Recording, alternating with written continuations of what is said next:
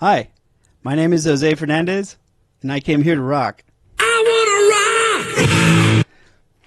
If you're watching this, hopefully it's during Defcon 31. If not, you're probably watching this on social media. So appreciate that either way. The name of my talk is, hey, my CPAP has a recall. Let's open it instead.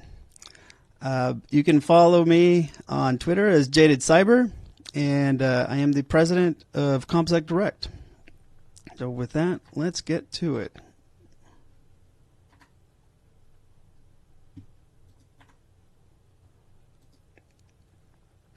So for the agenda today, I'm going to talk a little bit about myself and my company. I'm going to talk about some of the services that we offer in our cyber range called Cleared 4. I'm going to talk about the Association of U.S. Cyber Forces, which is a veteran nonprofit that I support. We're going to break down what are CPAPs, how they're used in like the healthcare system, what they're used for. I'm definitely going to talk about the existing CPAP recall with PHILLIPS. We're going to show kind of like a device teardown and explain the things that are currently there. And we're going to finalize this with different like possible future research related to kind of like exploit research for devices like these. And then at the end, it's going to be questions.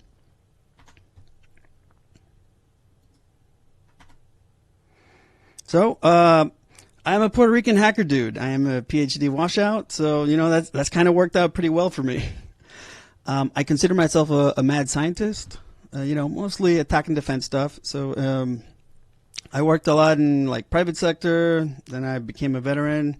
I was a operator for many years on both the defensive and offensive side, and now I continue to do that commercially. I also serve as the director of recruitment for the Association of U.S. Cyber Forces, which I will talk about more on the following slide. And I've done a lot of like past research on like IoT devices. You might have seen some of the Zigbee research that I did a few years back, and I have a feeling I'm probably going to reamp some of that content now. These are all of our social media links. I would certainly appreciate if you could, follow or subscribe to some of these. My personal like social media accounts are, well, they're kind of cringy. So, you get what you pay for. But either way, I appreciate you taking the time to like watch this presentation, and I hope you enjoy it. So my company is called ComSec Direct, and we offer full spectrum CNO, CND services. We specialize in IoT research and disassociated access. We have a cyber range platform that's called Cleared 4. And if you're watching this during DEFCON 31, please, I implore you to sign up as an early adopter. It's $1 one time, and it'll get you access to our cyber range. We're probably going to stop taking early adopters at the end of this year, so this is it. The registration link is there, and if you're interested finding out more about the services and products that we offer, please check out our website. So the Association of U.S. Cyber Forces is one of the veteran nonprofit organizations that I support. It is a 501c3, and its sole purpose is to help shape cybersecurity legislation, create a possible non-military like cyber force, and we're not a social club, and we need help. So if you can volunteer, if you can like join, the link is there. If you do become a member of AUSCF, you get member benefit reciprocity with AUSA. You get access to different like mentorship opportunities as both a mentee or a mentor, and anything else that you can bring to the table is certainly welcome. So I appreciate you like checking out AUSCF if you're interested in finding out more about what we do. So you might be asking yourself, it's like, what are these CPAP things? So continuous positive airway pressure.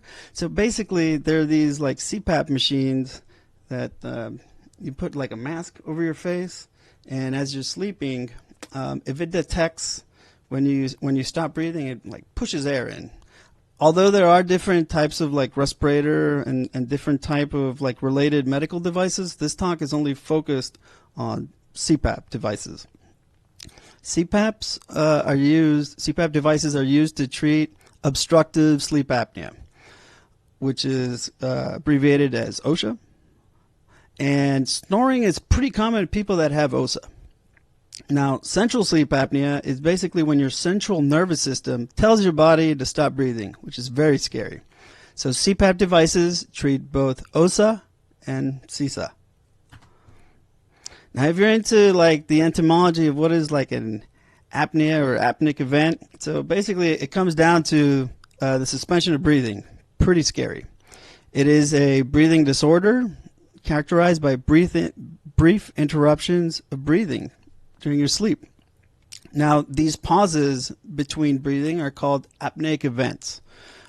Choking is kind of like a very common sensation for people that have apneic events.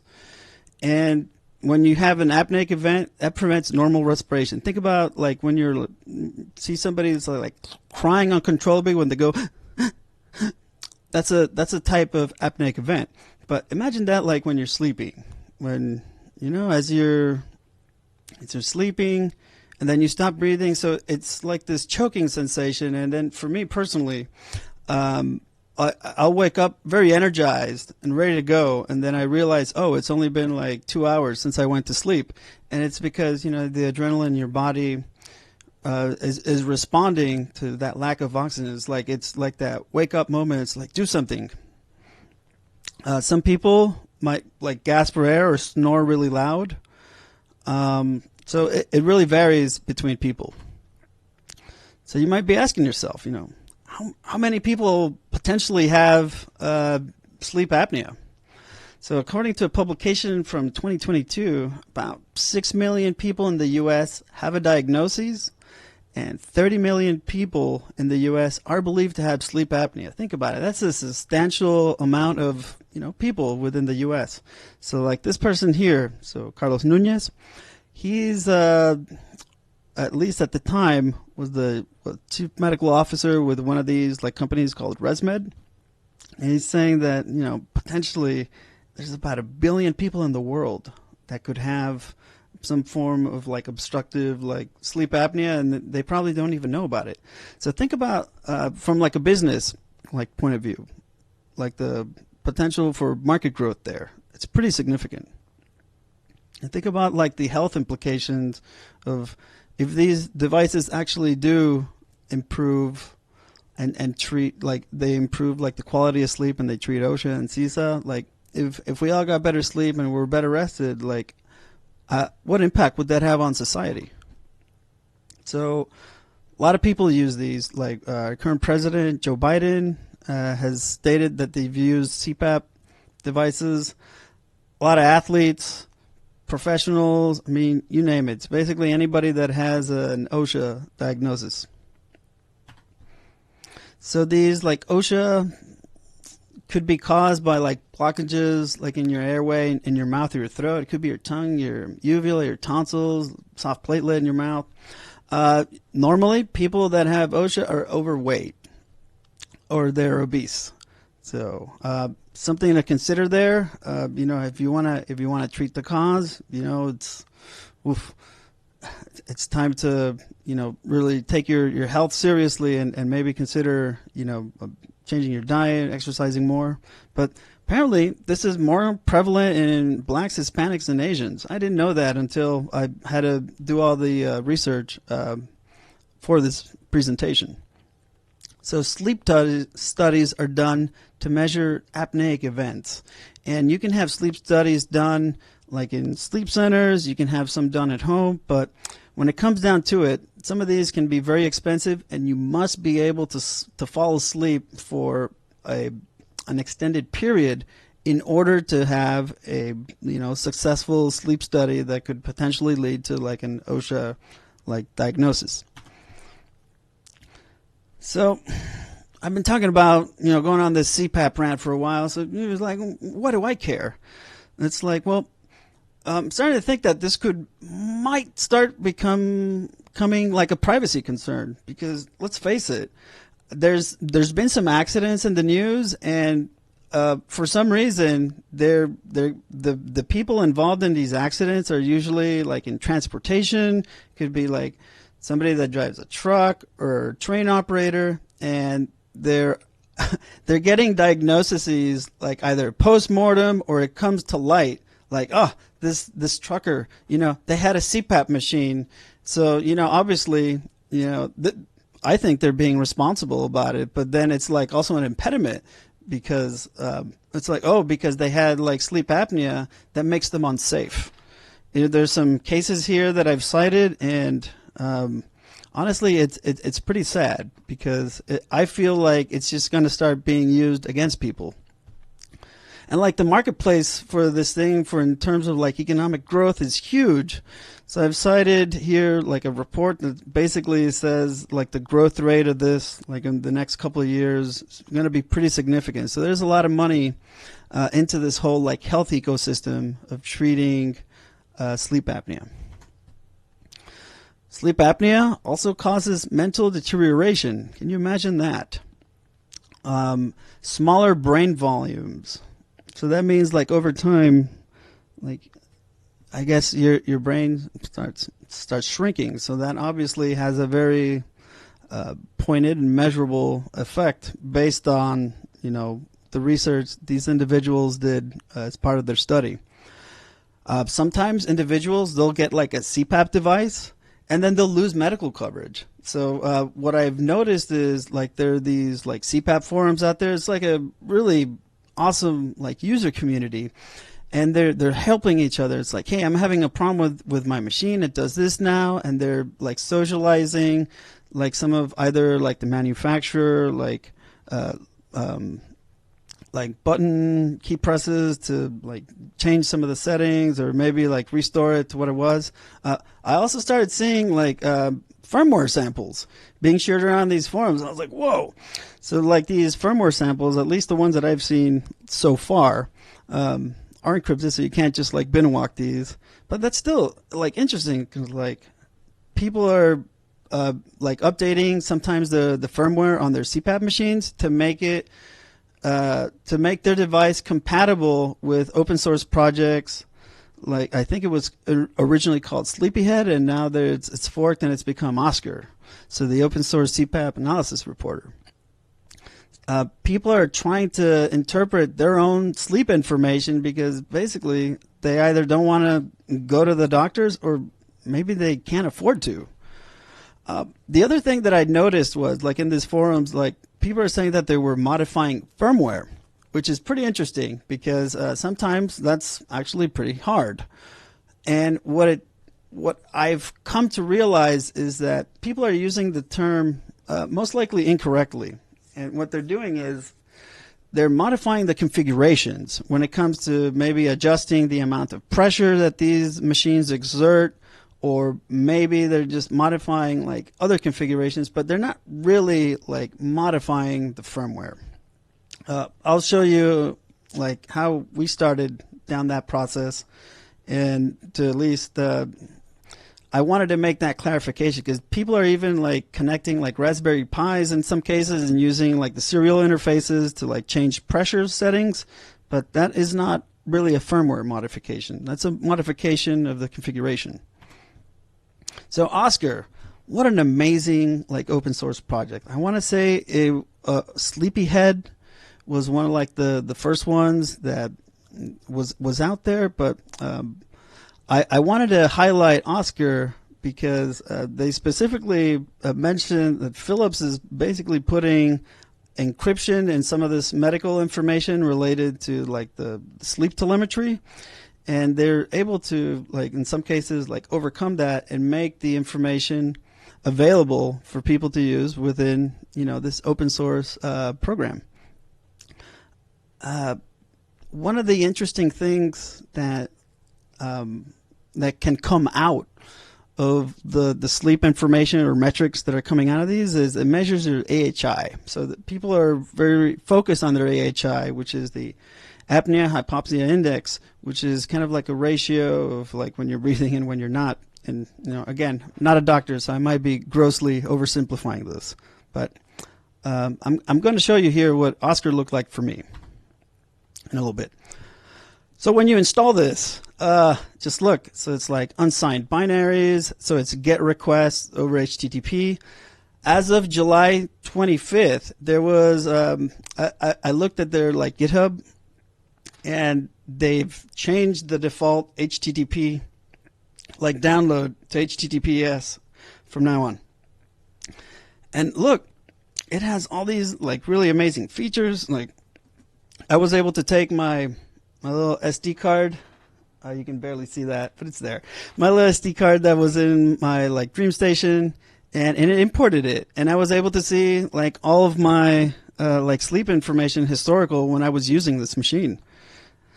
In my case, I stopped using it, and see, it even tells me that my AHI average is there. It's giving me a lot of like usage information, and it's specifically telling me when I stopped using it, because I felt like I was starting to get like sick. So I'm going to switch to a little video here, and hopefully I don't mess this up.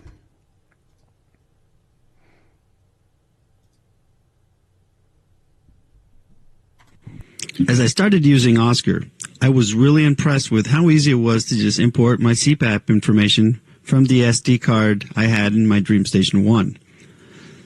I was presented with information that I would have otherwise not been able to have seen, as the manufacturers of said devices generally don't give out the software that you would have to use to be able to see this type of detailed medical information. In my case, Oscar's telling me that my AHI has an average of 7.77. When I look at some of the like daily things, I can see here 7.47. This case, it seems my total sleep time here is a little bit over. I was laying down for maybe an hour and 18 minutes as I fell asleep, and I most likely slept here for approximately 6 hours and 7 minutes before waking up and removing the machine. Very detailed information that I guess somebody with a little bit more patience and experience would be able to like analyze. Now, if I move around days, here's one where I have higher than the normal AHI, but it's only got like an hour's worth of data. And here's where it's actually very interesting, because the way that I fall asleep is I hold my breath in order to lower my heart rate, and I basically kind of hypnotize myself into going to sleep. And I almost always have to do something similar to this. As you hold your breath, the CPAP machine is trying to ensure that you are breathing, so it keeps pushing air through the mask. And I think these high AHI readings are the result of me holding my breath in order for me to fall asleep. As I start,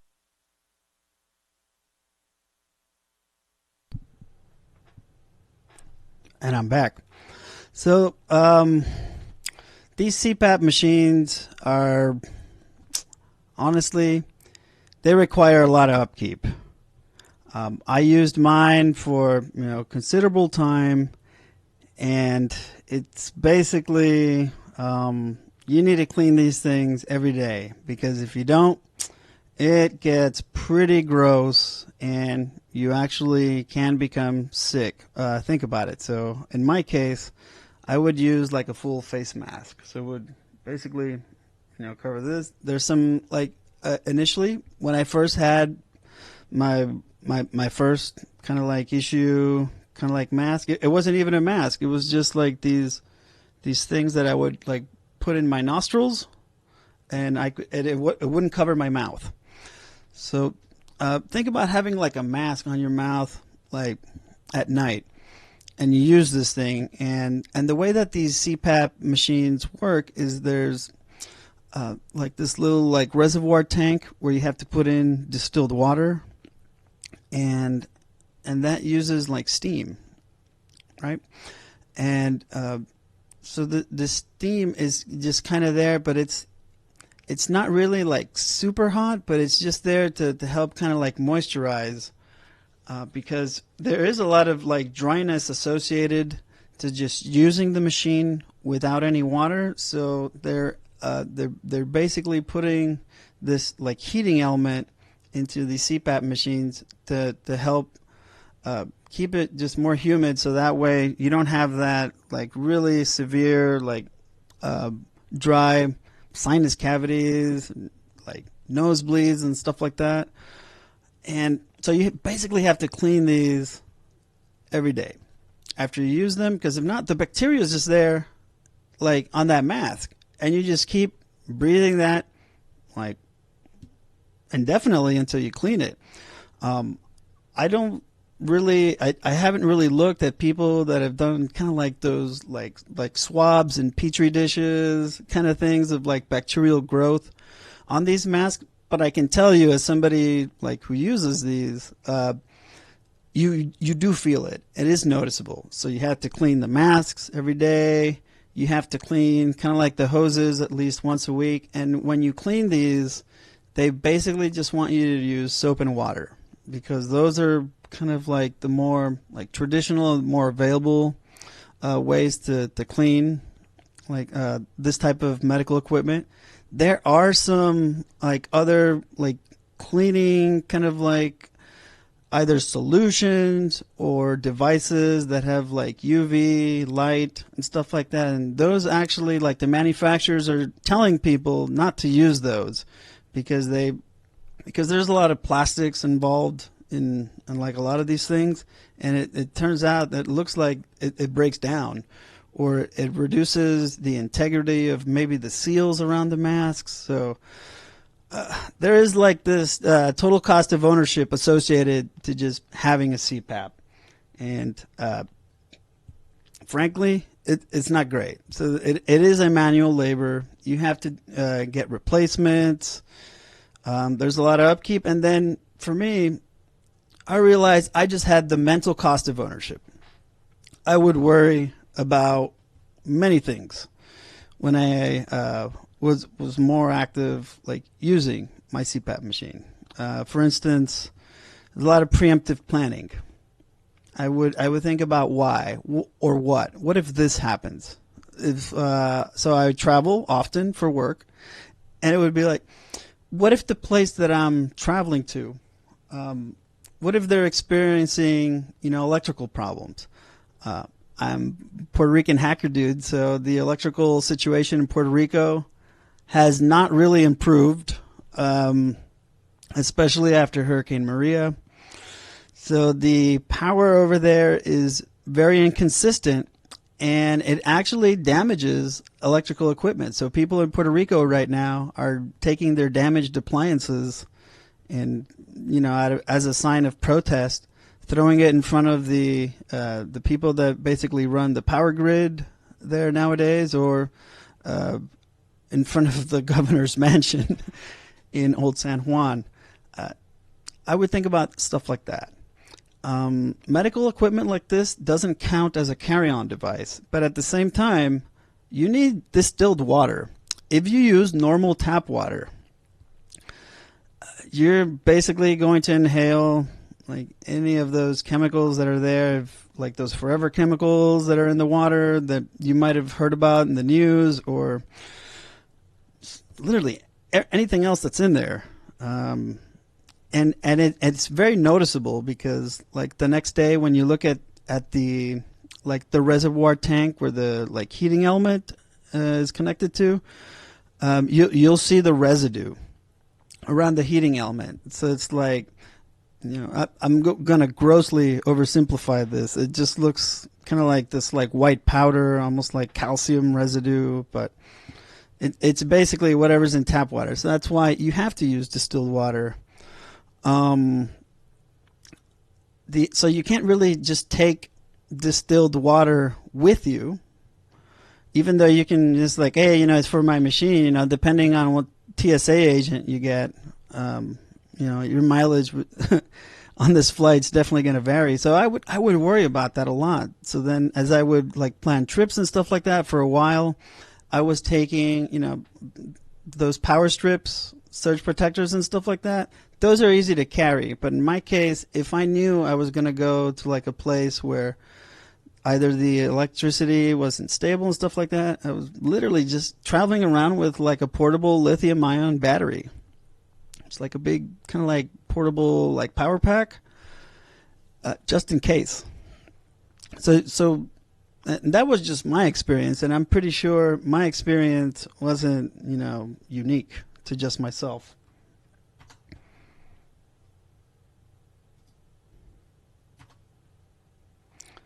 So I stopped using my machine according to the information that I got from Oscar sometime in February of 2021. I received a DreamStation 1 from the Department of Veteran Affairs. I had sleep studies done while I was in service. I had sleep studies done after I transitioned out of military service, and I got a NOSHA diagnosis for like sleep apnea. I always felt that I was just getting sicker using this thing, and I'm not saying that this is related or not to this recall, because Philips basically identified a problem and they did a voluntary recall. Now, there's a lot of information, like different media sources. Like if you literally just look up Philips, Respironics, like more often than not, those first couple of search results that you're going to get are going to be related to like lawsuits, pending class actions, information about the recall itself. And, my device was on that list. And to me, it was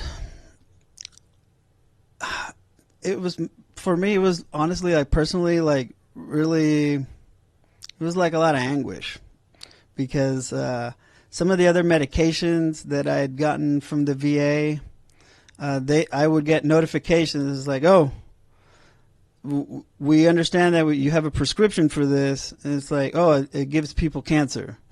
And then it's like, oh, great. So now the thing that, helps me, stay healthy is killing me. And, the same thing with the CPAP machine. It's like, hey, you're going to be able to get better sleep, and you're going to feel, more rested and stuff like that. So it was a lot for me emotionally, because here I thought I'm being proactive about my health, doing something about it. And when this comes out, apparently there's this foam, which I thought was like one of the filter things, but no. And this is actually pretty interesting, because it's it's what they call a noise abatement foam. So this thing is not a filter. However, it is basically in the airflow for the device. So I think about like different like developer, like let's say like programming, like user stories, or maybe if you're a software developer, or maybe you're into like user experience kind of stuff. Just imagine as they're like making these machines, and they're like, oh, this machine would be great, but it's just too noisy. And they're like, well, what if we use like noise abatement foam is usually for like padding for like studios. It's used like in like industrial like plants and stuff like that to reduce noise pollution. So this was my first introduction to this term, because frankly, I couldn't really understand how it wasn't a filter. And it was like, no, because, it helps reduce the amount of noise, but at the same time, it's in that like airflow. And apparently some of the like materials that they use to make this noise abatement foam, as your CPAP machine heats and cools through like normal use, the foam deteriorates, and you can inhale this. And, potentially, I imagine it probably gives you cancer. As part of this presentation and the research that I did, spokesperson, kind of like, not really a spokesperson, but people that work for Philips, they shared like materials that are, it's public materials related to, why they did the recall, like third-party like studies related to the likelihood of people, potentially becoming sick by using the devices that have this noise abatement foam. In my case, I had one of them, but there were other models that were impacted in part of that recall. So if you have a CPAP machine and you haven't identified whether or not your machine is part of this recall, you should. Because honestly, like even with all these studies and stuff like that, like why would they do a voluntary recall? And even if like 1% of the total amount of users, can potentially get sick, isn't that more than enough? I think it is. So please take some time and ensure that you're using a safe medical device. What made this recall more difficult, in my opinion, for Philips was the fact that I feel like the location of where this noise abatement foam, that was probably designed to never be a serviceable area. Full disclosure, I've never manufactured a medical device or a product that I've launched into market, like a physical product. But around the time that Philips announced the recall, people on YouTube were sharing videos on how to like remove the foam. They're like, no, you don't need to send it in. Look at this person here. If you watch the video, it's like, wow. So they're drilling into the thing and then they're like scooping it out with, I don't know, something akin to maybe like a small tool, which is odd that I don't have mine here now. But yeah, it's how bizarre is that?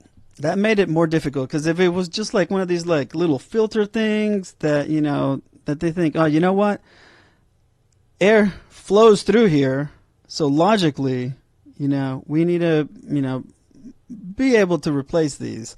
Think about your car, your HVAC system, right? Anywhere that there's airflow, there's usually a filter. So I'm really surprised that, despite, all the research that they do, I feel like this is one of those like user stories that got tacked on where they're like, oh, we have this problem with noise. Oh, we'll just stick some noise abatement foam. It's what I use in my studio. It's great.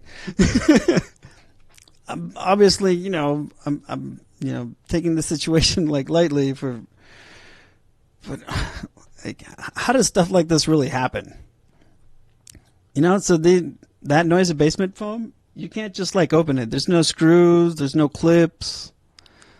I feel like they never designed these things to really be serviced, and that made their like recall that much more difficult.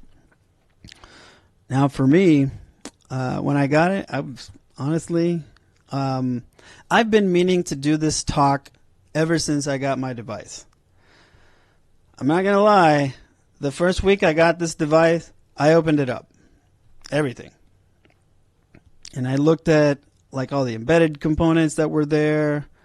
I looked at, things that looked like JTAG to me, things that looked like UART. I looked at like the components, and I have not done this talk sooner because this is basically like unpaid, research. Right? It takes time to, do these talks, but this whole thing with the like recall was pretty odd, because people seem to want to gravitate to just home brewing and fixing things themselves. And, as the like attorneys that are related to like possible class actions against Philips are coming out of the woodworks, they're saying, don't do that, because then you're basically voiding not only voiding the like warranty, but you're also invalidating, criminal evidence against the company because you've tampered and, modified it. So in this case, this other video, like this person uses a Dremel tool and does kind of like these like incisions to, these things are kind of glued together too. It doesn't have like these like snap-on things. It makes it even worse. But yeah, so it's like all these tutorials for self-repair became pretty popular as the like recall was like first announced, and I suspect people are still doing these because, you know, maybe they don't want to mail it in.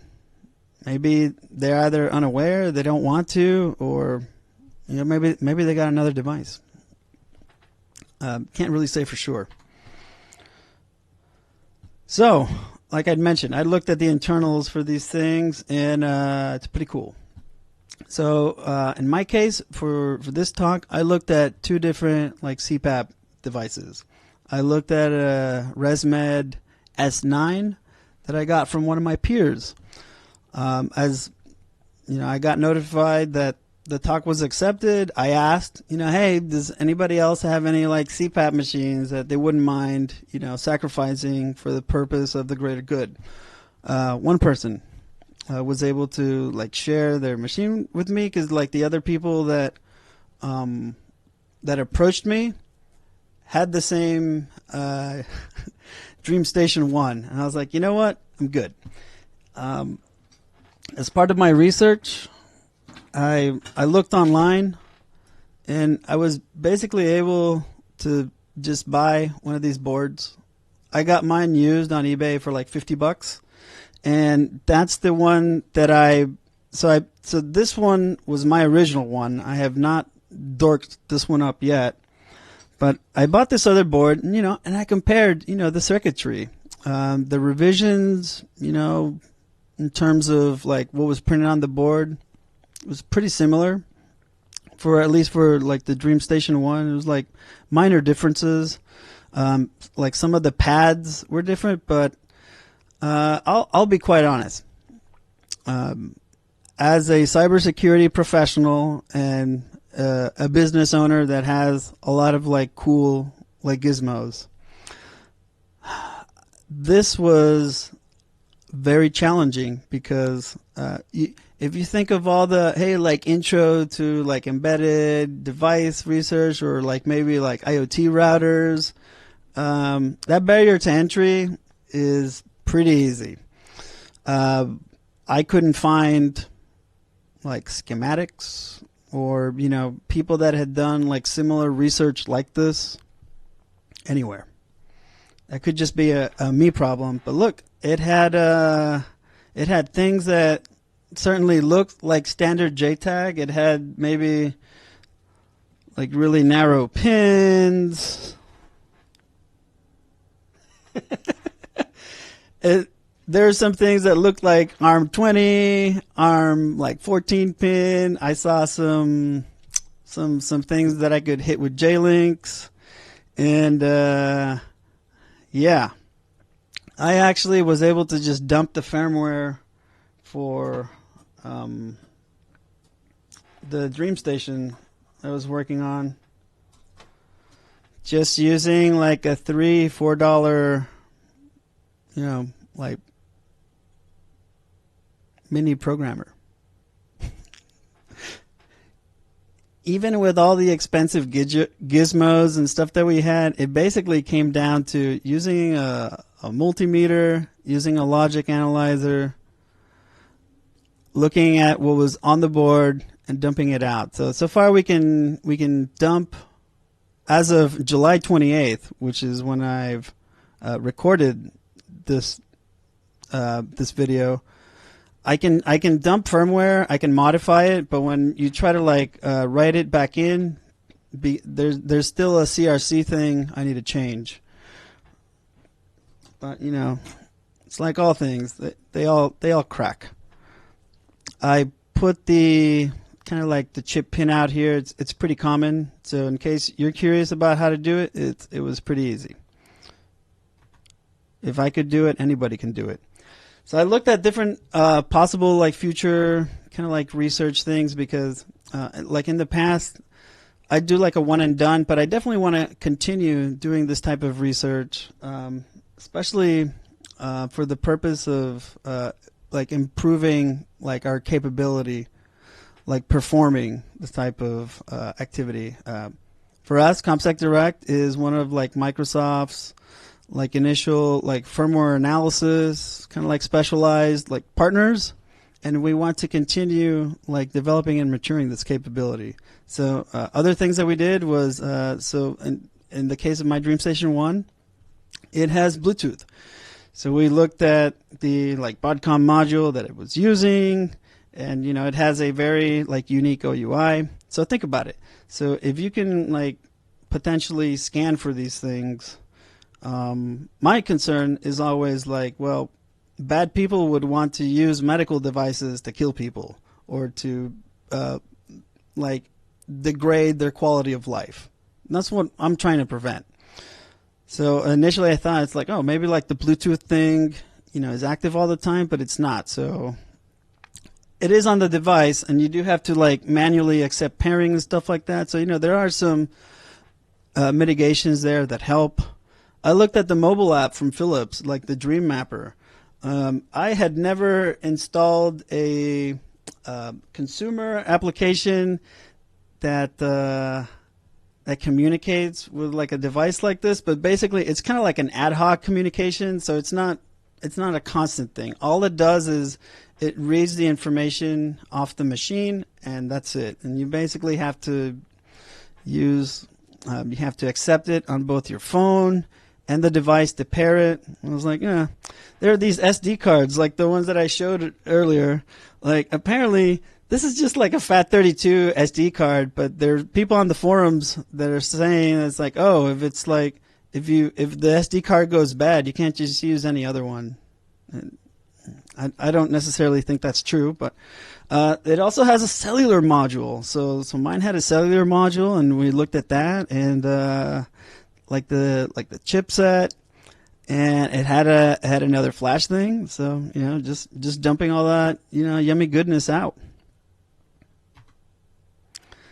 So my plan is to basically continue doing a follow-on talk to this talk, where it's like, hey, my CPAP has a recall. Let's exploit it instead. You know, because I think we have a shared responsibility to, help make this medical device ecosystem better. And frankly, it's not going to happen if we just wait for the manufacturers to, consider security from the beginning. I will say that I think the vendors are doing a pretty good job. I didn't spend a whole lot of time like trying all the things, because again, this is kind of like unpaid research for me. But it was a little bit more challenging than I'd initially thought when I'd first opened this thing in like 2017, 2018 when I first got the thing. But I definitely want to keep doing continuation talks related to like possible like exploit development related to like CPAP things. So if you're interested, hit me up. So in closing, I hope you like this talk. If you have any questions, please feel free to reach out. Like all my social media and contact info was a couple minutes earlier.